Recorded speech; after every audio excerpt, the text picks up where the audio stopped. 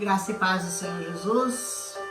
Gravação hoje de Jeremias capítulo 5. Ele vai fazer um convite para que nós procuremos por alguém justo. Ele diz assim: andem pelas ruas aí de Jerusalém, dá uma olhada aí, procura na praça, vê se vocês encontram alguém que age com honestidade, que busque a verdade. Então, se vocês acharem, eu vou perdoar toda a cidade. Essa citação bíblica aqui me faz lembrar de Apocalipse, quando o Senhor fala que ele correu os olhos pela terra e não havia um justo, nem um justo sequer. Então o meu próprio braço me trouxe a salvação. Ou seja, foi preciso que Deus se tornasse homem, entregasse o seu próprio filho, viesse até a terra, porque na terra ele percorreu toda a terra e não achou nenhum justo, nenhum sequer. Ele mesmo teve que vir aqui, fazer a obra da salvação, percorrer todo o caminho para poder salvar a humanidade. Tamanho foi o amor dele por nós. Não havia. E embora eles digam, juro pelo nome do Senhor, ainda assim estão jurando falsamente. Ainda que a pessoa dissesse ou diga, né? Não, eu juro pelo nome do Senhor. Ele diz, estão jurando falsamente. Senhor, não é a fidelidade que os teus olhos procuram? Tu os feristes, mas eles nada sentiram. Tu os deixastes esgotados, mas eles recusaram a correção.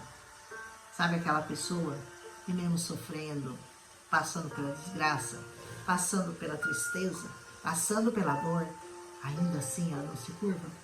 Ainda assim ela não se deixa render, ela não se rende ao Senhor que pode livrá-la, que pode salvá-la, que pode curá-la, que pode transformar a vida dela. Ela não se rende por causa da ganância, por causa da vaidade, por causa da arrogância, por causa da soberba do ser humano. O ser humano não se rende. O ser humano não tem interesse na palavra do Senhor. O ser humano, ele está interessado nas coisas bonitas dessa terra, nos prazeres, nos privilégios, no ganho material, em ser importante, ganhar muito dinheiro, desfrutar das coisas dessa terra. Por quanto tempo? Por quanto tempo, eu te pergunto? Coisas passageiras, coisas vãs, coisas fúteis, que não nos levarão a lugar algum. Então Deus está procurando. Deus está procurando essa pessoa aí e ele não vai encontrar. E ele diz assim, por quê? Porque eles recusaram a correção, endureceram o rosto mais que a rocha, recusam-se a arrepender-se. A Bíblia toda, todinha, é uma mensagem central, chamando o homem ao arrependimento. O arrependimento traz a salvação, porque no arrependimento você verdadeiramente encontra-se com Deus, porque é no arrependimento que Deus se revela a você. Mas os homens não querem se arrepender, eles não estão interessados nessa palavra aqui. Eles querem, até aparentemente se voltam a essa palavra, mas tudo por benefício próprio. Tudo para buscar eles mesmos, os prazeres deles mesmos, a glória deles mesmos.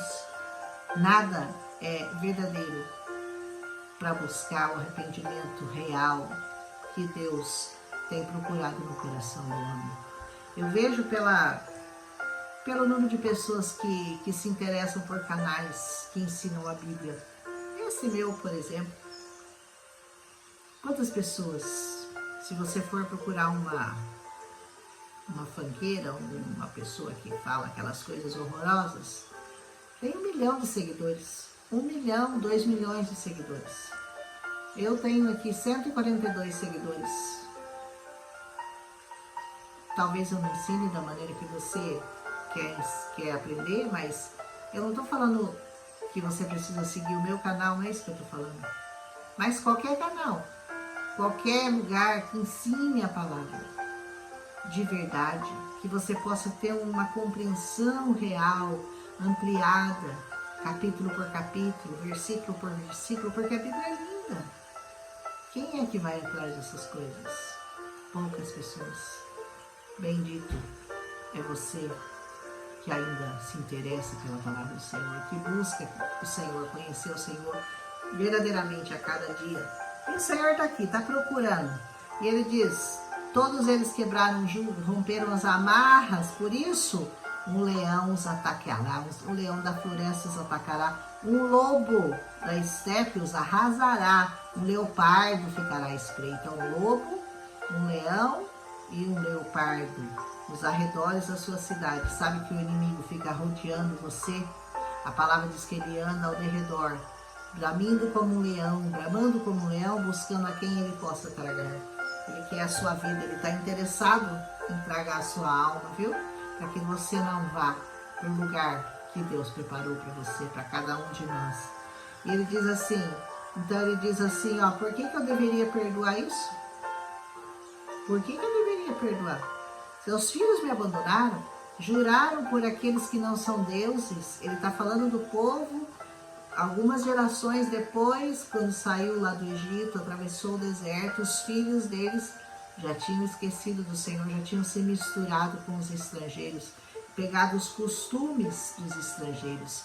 E ele diz, embora eu tenha suprido todas as suas necessidades, porque os pais deles foram supridos em todas as suas necessidades numa terra onde não havia nada, não havia água, não havia plantações, não havia pessoas, não havia nada, não havia nenhuma condição de vida naquele lugar.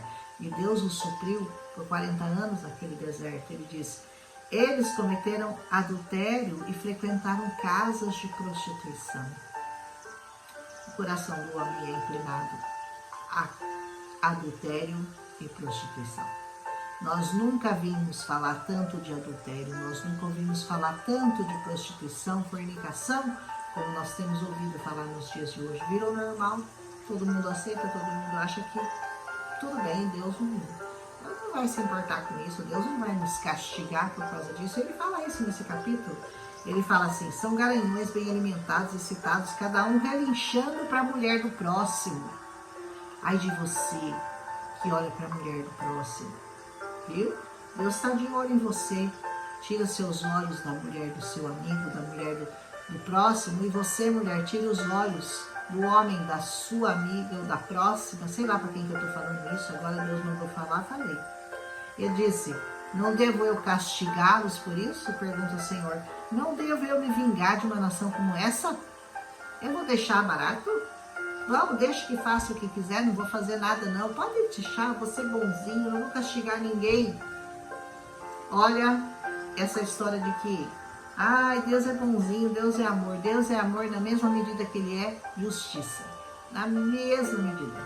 O amor e a justiça aqui, ó, equilibrados. Não pensa que Ele vai passar a mão no seu pecado, na sua cabecinha, falar, não tem problema, continua fazendo o que você está fazendo, vai dar tudo certo no final. Não vai. Vão por entre as vinhas e destruam, mas não acabem totalmente com elas. Cortem seus ramos, pois eles não pertencem ao Senhor.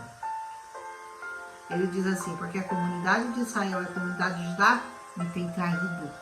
Você tem traído ao Senhor?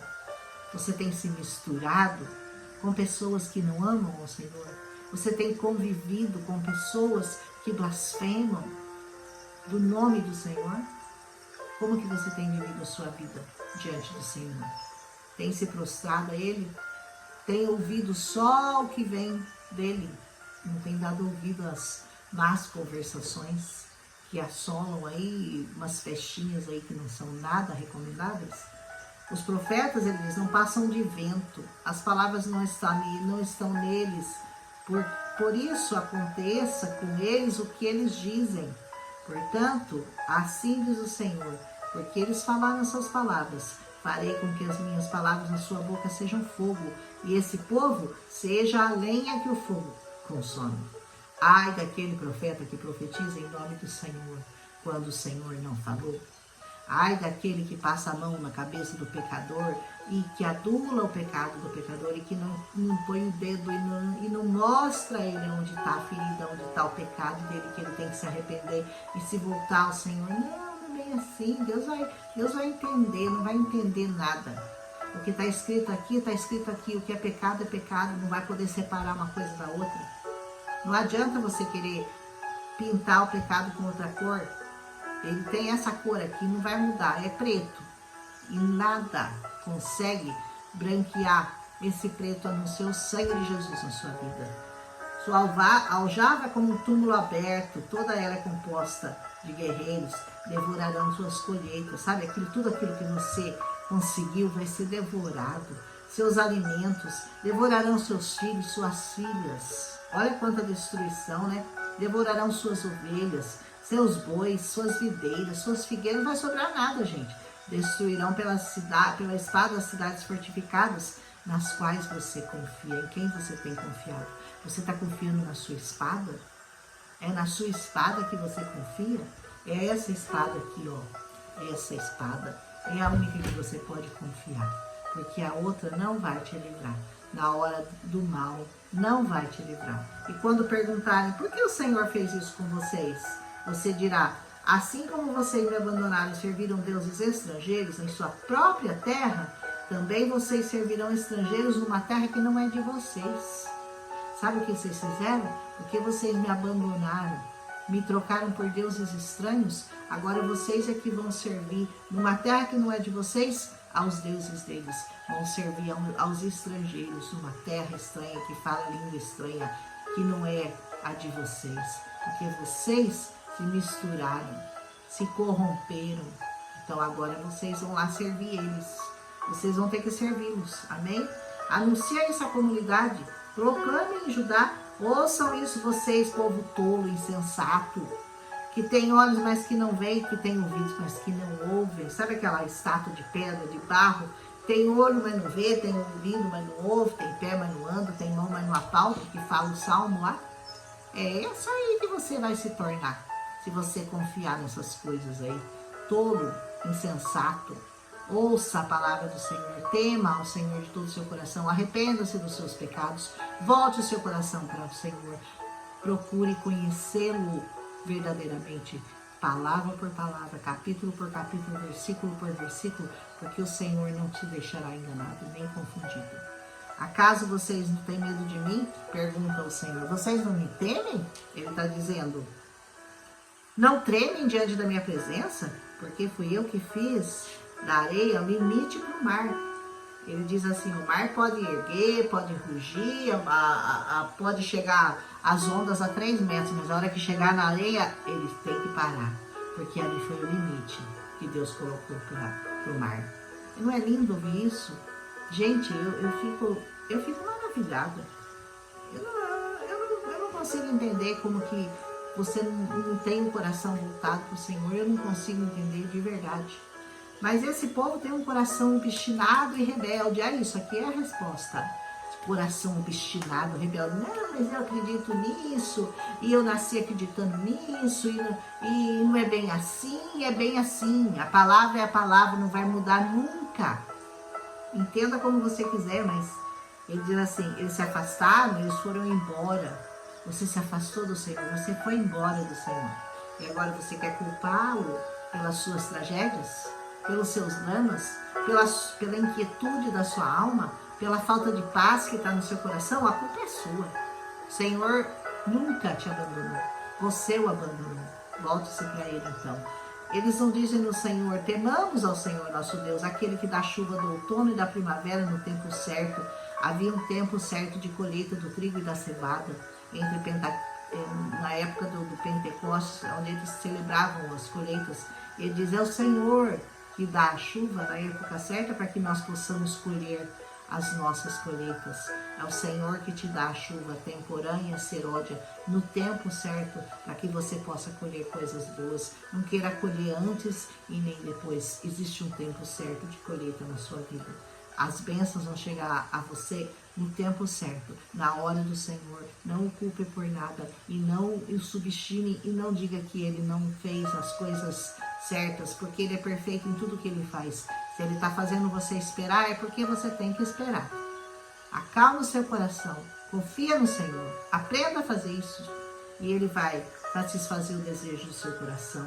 Ele diz, as casas estão cheias de engano, como gaiolas cheias de pássaros, e assim se tornaram poderosos e ricos. Aqui ele está falando contra aquele povo que usava o pobre, que explorava os pobres, para se encher de dinheiro, para se fartar do dinheiro dessa terra. Ele diz, estão gordos, bem alimentados, não há limites para suas obras más, não se empenham na causa do órfão e nem defendem o direito do pobre.